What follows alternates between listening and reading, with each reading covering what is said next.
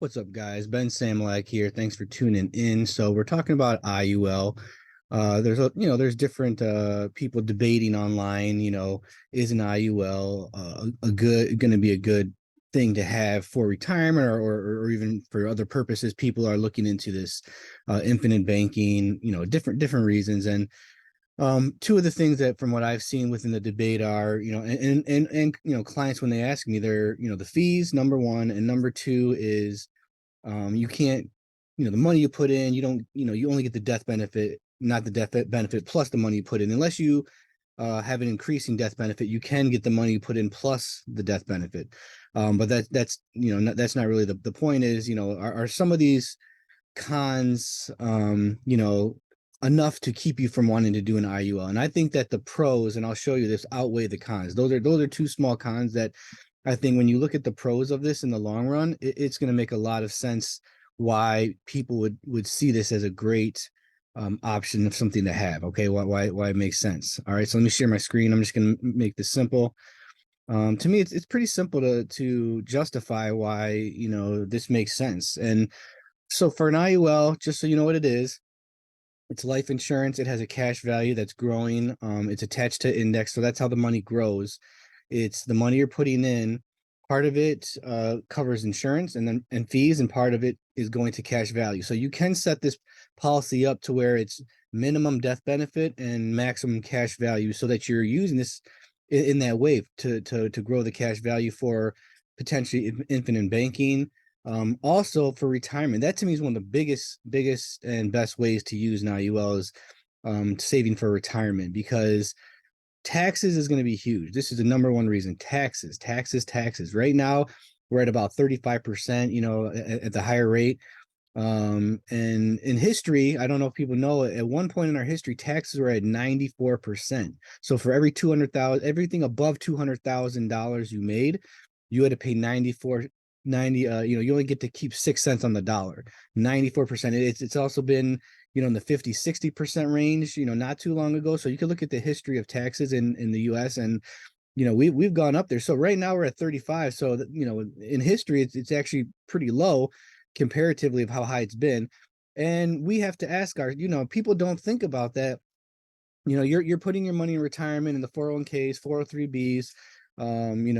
There's IRAs, there's different things, that annuities that are, you can grow money, and it's not necessarily how much can you save for retirement, but how much can you have of that money when you're going to spend it. That's what you also have to look at, because that's very important. If you're saving $1 million in taxes when you retire are 60-70%, right now they're 30, you just cut your money in half. So if they're 35, they go to 70, which, we think, well, is that possible? It's happened. And think about it, in history, have we ever had this kind of a debt that we have today? The debt is so high, 30 plus trillion. How are they going to pay that back, right? And then also with Medicaid, Medicare, Social Security, all these the things that the government has in place for the retirees. When they first started these things, people didn't even live as long as they did today. You actually wouldn't even, they wouldn't even have to pay for someone for Social Security or some of these things for at the most a couple of years. The life expectancy at that time was 60s, early 60s. So you would retire at 60, and you may 60, whatever it was, you might get a couple of years of your retirement and pass away. So the government didn't. Now people are living longer, so they're paying on these things a lot longer. Less people are putting into these things. So that's a recipe for higher tax. That's what everybody's saying. All the economists, everybody, a lot of people are in this industry know that it's going to be one of the main ways for them to be able to address these things, by higher taxes. So do you know right now? Yeah, you're deferring taxes, but when you pull that money out in retirement, you're going to be paying taxes on those vehicles that most people are in right now. So an IUL, you don't have to, it's tax free when you pull the money out in retirement. So it's one of the only vehicles, other than an IRA, Roth IRA, that you can put money in. It's the money grows tax free, and you can pull it out tax free. A Roth, though, not everybody can get a Roth IRA, especially high net worth clients. They can't even get a Roth IRA. There's a cap where the government won't even allow you to have an IRA if you're making so much money. So for someone, especially in that category, this makes even more sense to be able to funnel some of those those dollars into something that's going to be able to be taken out tax free. So what about the fees, right? Well, an IUL, it's kind of like an annuity actually, where the first 10 years, is front loaded with the fees, because you're looking at this, if you're getting into this for a short term play, that's not really the best way to do it. Even if you're infinite banking with an IUL, it's the first 10 years, there's a lot of fees. So you don't want to really touch the money if you don't have to. You want to let it grow as long as you can. But especially those first 10 years, there's going to be fees, right? It's fee heavy in the front, but as it goes past through those 10 years, the fees minimized, and some of them stop. So if you really look at it, if you're looking at this in a long period play, you could average out the fees to 1%. Okay. Just like any other vehicle, it could be more, could be, around there. But if you're looking at the full term of your policy, what about an IRA? What about your 401k? What about your mutual funds? All these have fees. Okay, you're gonna pay fees. If you're gonna put your money, someone's gonna get the fee, but you have to ask yourself then who is gonna get the fees on your money, and what's the best, what could be the best path to go. So here is where I say, even if it was more than 1%, in the lifetime, to me, that's the pros still outweigh the cons. So this money is growing tax free, and it's protected, it's indexed, and it's floored, so you can't lose money. So if you see, this just keeps going up. Now they take these, this is just illustration purposes only. They take this illustration from looking at years of how these indexes have performed in the past, so they can predict how they will be in the future. Now these can perform differently, because if the stock market crashes for 10 years, this is not going to look the same. But guess what? I think you still will make off better than if you had, if the people who have their money in the mutual funds or 401ks, because they're paying fees as well, but their money's going down. There's no floor. With this, there's a floor. So you can be assured that, okay, I'm going to have some of my money for sure when I retire. My money will be there. Whereas with the 401 IRA, if we're going to have a 10-year recession, collapse, depression, then all those vehicles are, your money, who knows how far low your money is going to be. Okay, so it's protected, your money's growing, and this is a 30-year-old woman putting $500 a month example. So she's paying $6,000 a year. And then in 60 years old, you retire. She put in $180,000. So this is where I say, in the long run, the fees and some of these other things, you don't have to really, to me, you don't have to even worry about. And so that's number one, is the debate on the fees. So she, within 6 years, if you calculate that, it's she's taken out $195,000. So some people, if you do certain IULs with certain companies, they you can start to take money on retirement, depending though how it performs. That's one of the cons. Some people say it could run out of money, it could lapse, then you have to pay the taxes.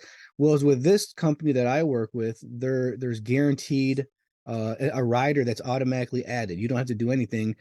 You can turn it on after 60, as long as you had the policy 10 years. After 60, when you're 60 or older, you can turn on lifetime income, and they guarantee it will never run out. So they're putting they're putting that option on there, which is great. That's why I love this company, because the opportunity to put on lifetime income, and they're going to guarantee that you'll never run out of money. Plus you will have a death benefit.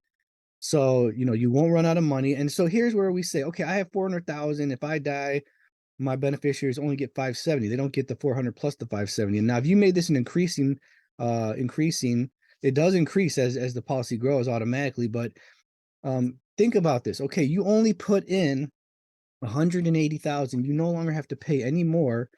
And your beneficiaries, after you've collected, let's say after 10 years, you've collected 320,000. You only put in 180, and your beneficiaries at 70 will still get $528,000 death benefit, tax free. Your IRA, your 401k, your annuity, they're only going to get what's left in there. So if you had, say, 100,000 and you used up 50,000 of it, when you die, your beneficiaries only get 50,000. So they're only getting what you put in, not a death beneficiary, which is higher than what you have in there.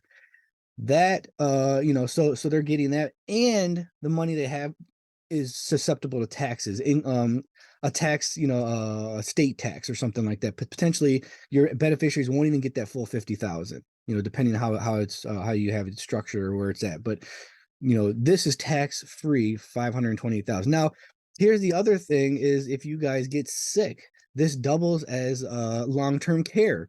When people get older, they long-term care is huge. Long-term care is huge. If you get put into a nursing home, or if you start to lose function, you need someone to help you nursing home, or some kind of long-term care, that's becoming very expensive. Some people don't even qualify for it when you get to that age where you realize you might need it. So when you get older, trying to get long-term care so that, if you end up in a nursing home, they're very expensive. This can be utilized if you end up going into a facility, a nursing home or something like that.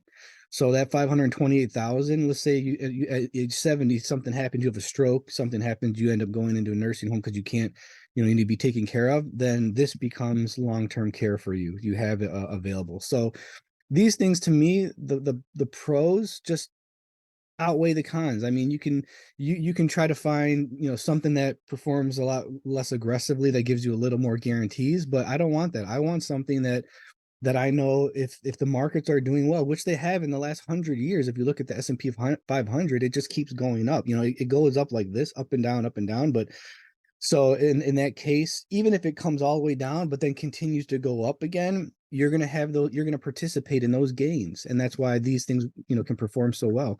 Now, this is not like an investment like a mutual fund or the stock market, but to me, it's just a great way to have a portion of your income going into something like this. And then also it's life insurance. If you die young, your family has, you're leaving your family with some money. So you're like, well, I put in 50 and I'm only getting 240. That's a ripoff. Oh, really? Is it? If you have $50,000 in the bank and you pass away, your family is only going to get your $50,000. Okay. With an IUL, when you pass away, they're getting $240,000 if you pass away. Okay. So and this started as 200. So this is actually increasing the way we set this up. It was minimum death benefit, maximum monthly, a maximum cash value. So it automatically set it to where it's increasing. So you can see you actually are getting all your money back with this policy. Sorry, almost all your money back with the death benefit. So you can set it up that way to where you get that. So at a certain point though, and this also has a rider that we can attach to where, some of these policies that you get, this is your cash, this is what the policies value. So as you can see, you put in 6,000, there's some fees that were in the beginning. By 10 years though, if you look, a lot of the fees fall off. What you put in is what your policy's worth. I mean, what the cash value is what the policy value is, what the cash value available is. But I could set it up to where if you need this money early, you can have access to all your cash, not just what the cash value is, what the policy value is. You would have access to this. So if you wanted to start off by throwing 100 grand in there, you would have access to your full amount of money right away. You don't have to wait for the surrender period to be done before you get your access to that cash. So I mean, to me, this is a great vehicle for retirement. People who are interested in learning more, if you'd like an illustration, feel free to hit me up. There's a lot more to these things, and there's a lot more benefits. But for now, I'm just going to leave it at that. Why I think the pros do outweigh the cons. Some of these little cons of like the fees and that people talk about, or the matter of, how, are you getting what you put in? Even if this is level and this doesn't really go up as you put money in, eventually it will. It's still, to me, like I said, it's still always going to be more than what you put in. Finally, the one thing I'll last mention before I go is this is also, to me, is like a safety net. An IUL is a safety net to me, because if you pay, like your mortgage, your job in the next, while you're working in your working years, if something were to happen, like you just have to, we've been through a couple, me personally, I've been through a couple recessions already in my life. And you could lose your job, you can get sick, and if that happens, you do have access to like a, liquid cash here.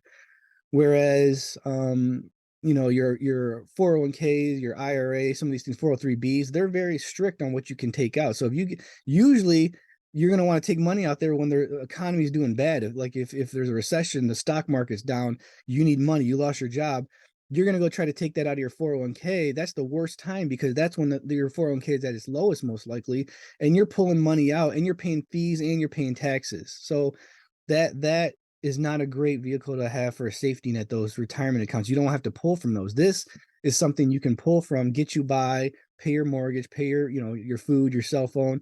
And then, you don't want to do that. You don't want to pull it out early, but if you do, if you have to, it's there.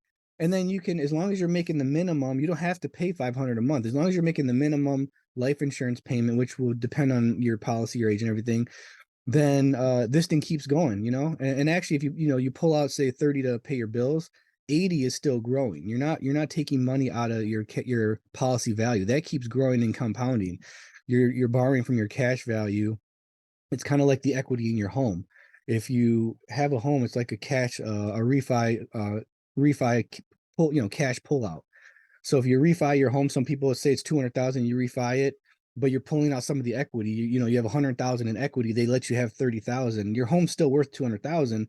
You're just borrowing from that 30, and you really never have to pay it back, because the way that works is your money's growing at, say, 5 to 7%, and you're borrowing it for, say, 3 to 5%. So typically there's a spread of what these are making overall compared to what you'd be paying in loans. So if that's the case, you still, even if you're borrowing that money out, you're still, overall, the arbitrage, you're potentially making 1% or 2, right? So that money, you really never got to pay it back. Depending on your goals with this, when you pass away, it just comes out of the death benefit, and your beneficiary still will get whatever's left of the death benefit tax free. So depending on what your goals are, like I said, but I like the retirement side because this is $32,000 for the rest of her life, and there's zero taxes. So that could be, like I said, if taxes are 50% at that time, what is that? An extra 15 grand that she's it could be, that's like 45,000 in income that someone, if they're paying 50% taxes. Like we said, taxes is one of the biggest things for me of why someone would do something like this, being able to have that zero tax when they retire.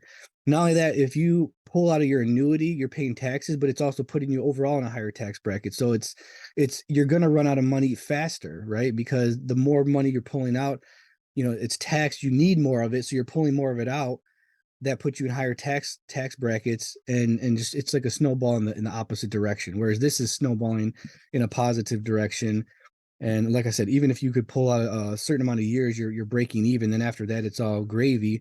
And if you pass away early, your kids get the death benefit, your family gets the legacy. And if you get sick, you have that long-term care. And to me, it's just like I said, the pros outweigh the cons. So that's all I'll say for now. Thanks for tuning in, guys. See you next time. Ben Sam, like here. Bye.